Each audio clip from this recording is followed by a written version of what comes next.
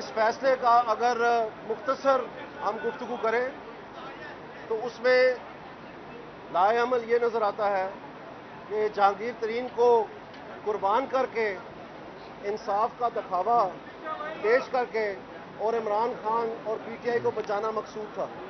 جو U S justice department کے documents ہیں یہ وہ جماعت ہے جس میں عمران خان خود اعترافی بیان دے رہا ہے نیشنل ٹیلی ویژن کے اوپر کہ میں نے جوئے کے ذریعے اپنے بردر ان لا جو کہ پاکستانی نیشنل نہیں ہیں اپنی پوری جماعت کا قرض اتارا.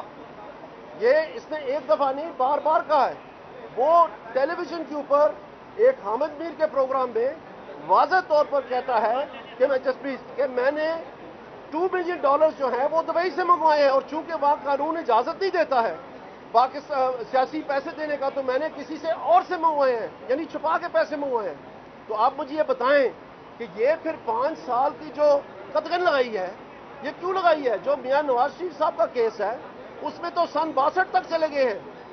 جو اس وقت جے آئی ٹی کی رپورٹ میں جو گلف سٹیل مل کا یا العالی کی جو بکی وہ مل اس کو بنیاد بنا کر کے تو نواز شریف کا جو ہے یہ نیب کا کیس بنانے کی کوشش کی اور وہ ریمانڈ کیا نیب کو کہ آپ 6 ہفتے کے اندر صبر کریں آپ کہ آپ 6 ہفتے کے اندر اس کا ریفرنس فائل کریں اور 6 مہینے کے اندر اس کا فیصلہ سنائیں. تو کیا نواز شریف اس اہل نہیں تھا کہ ان کو بھی 5 سال تک کی بچت دے دیتے؟ کیا وہ پاکستان کے وزیر اعظم نہیں تھے؟ کیا جس حکامہ کی یہ بات کرتے ہیں کیا وہ کسی پٹیشنر کا حصہ تھا؟ تو اس کیس میں واضح طور پر جو نظر آ رہی ہے بات on the face of the record کہ جو فیصلہ ہوا ہے یہ 5 سال کا جو قدغن لگائی ہے الیکشن کمیشن کے اوپر ان کو کیوں نہیں کھلا چھوڑا؟ وہ اپنی تحقیقات کرتے. ایک منٹ یار صبر کر لینا. اپنی تحقیقات کرتے ہیں.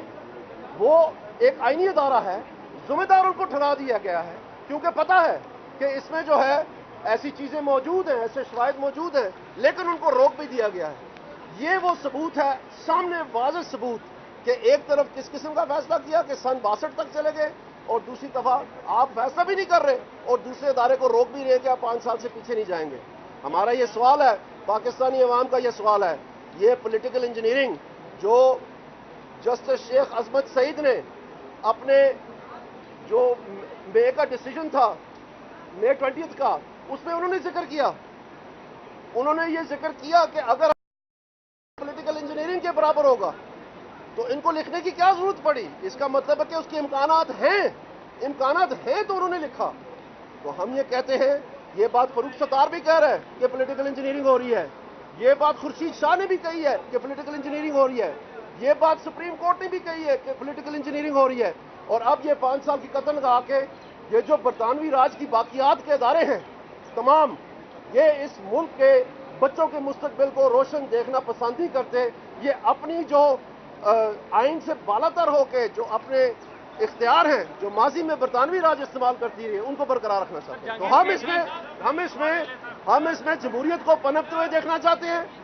اگر آج یہ درست فیصلہ ہوتا یہ 5 سال کی قدغن نہ لگتی تو صاف پتہ ہے اس کی ضرورت کیوں پڑی. نہ یہ پی ٹی آئی رہتی نہ یہ عمران خان رہتا اور نون لیگ کا بول بالا نہ تھا پورا پاکستان میں.